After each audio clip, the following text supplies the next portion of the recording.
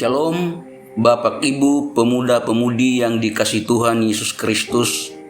Pagi ini, Rabu 16 Maret 2022, dengan penuh sukacita saya mengajak saudara untuk mengikuti renungan harian yang dikeluarkan oleh Sinode Gereja Kristen Oikumene di Indonesia dengan berpedoman pada pola pembacaan Alkitab 4M.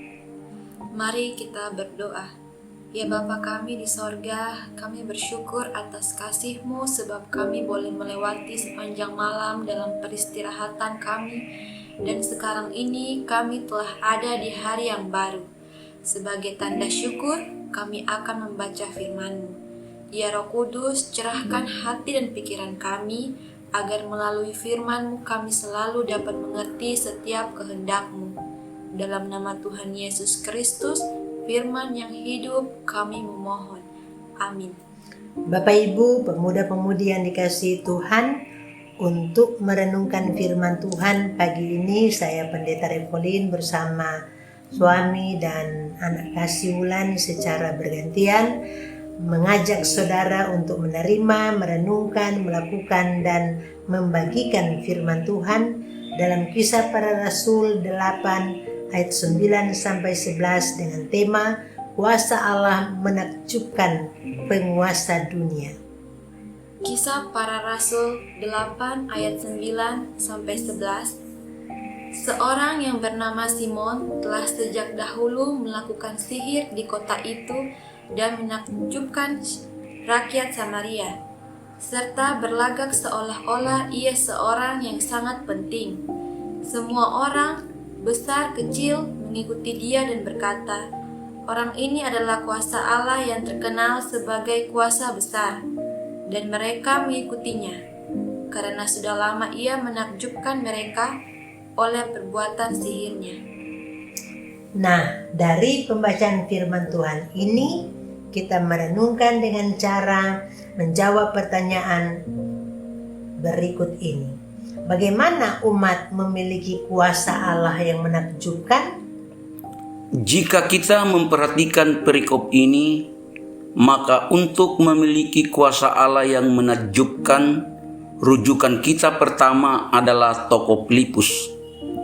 Kisah Para Rasul 6 ayat 1-7 menyatakan bahwa Filipus adalah salah satu dari ketujuh orang yang dipilih yang penuh roh dan hikmat. Hal ini memberitahu kita bahwa tentu Filipus adalah seorang yang telah menerima Injil dan percaya kepada Yesus sebagai Tuhan dan Juru Selamatnya. Rujukan kita yang kedua adalah Markus 16 ayat 17-18. Tanda-tanda yang akan menyertai orang-orang yang percaya, di antaranya adalah mereka akan mengusir setan-setan demi nama Tuhan, dan mereka akan meletakkan tangannya atas orang sakit dan orang itu akan sembuh. Yang tidak kalah penting bahwa tanda dalam Markus 16 ayat 17-18 bukanlah karunia khusus untuk beberapa orang saja, atau pada jabatan tertentu saja, atau umur tertentu saja, tetapi diberikan kepada semua orang percaya, termasuk saya dan saudara, dan juga pemuda dan pemudi yang menerima janji ini. Bagaimana umat mendemonstrasikan kuasa Allah yang menakjubkan? Untuk mendemonstrasikan kuasa Allah, umat harus setia memberitakan Injil, sebab Injil adalah kekuatan Allah. Perikop kita berisi kesaksian tentang Simon, si tukang sihir yang menggegerkan kota di Samaria, yang menyesatkan banyak orang dengan sihirnya. Tetapi ketika Injil Kerajaan Allah diberitakan, ada perkara yang sungguh menakjubkan terjadi, yaitu orang-orang yang tersesat dengan sihir dibebaskan dari pengaruh sihir dan menjadi percaya. Bahkan Simon sebagai pelaku sihir menjadi percaya pula. Inilah kuasa Allah menakjubkan, mengalahkan penguasa dunia.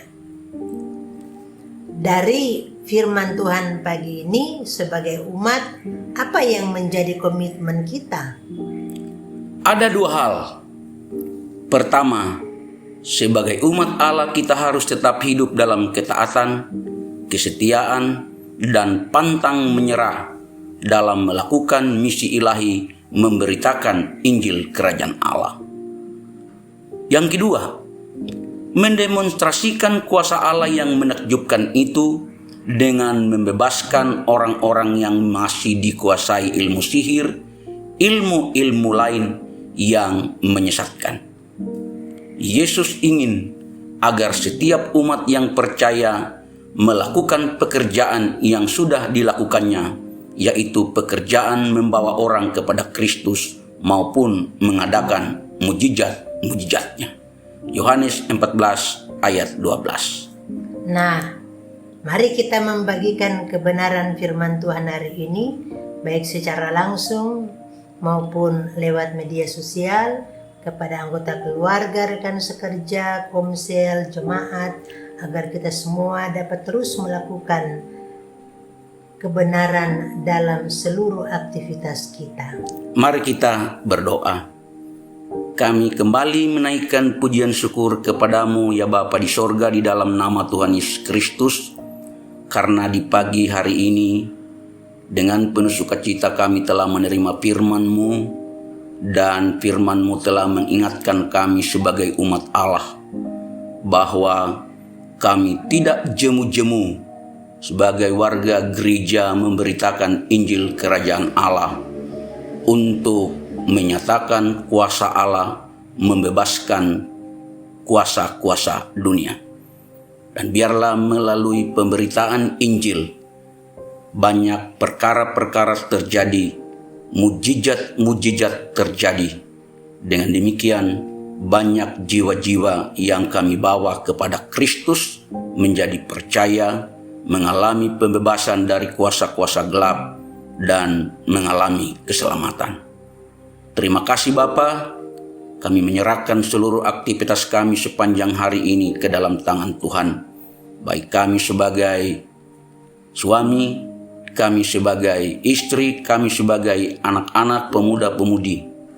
Kami menyerahkan seluruh kehidupan kami ke dalam tangan Tuhan. Terpuji nama-Mu, ini doa dan syukur kami yang kami naikkan kepadamu hanya di dalam nama Tuhan Yesus Kristus yang adalah Tuhan dan Juru Selamat kami telah berdoa dan bersyukur. Amin. Shalom, selamat pagi dan selamat beraktivitas. Tuhan Yesus memberkati kita semua.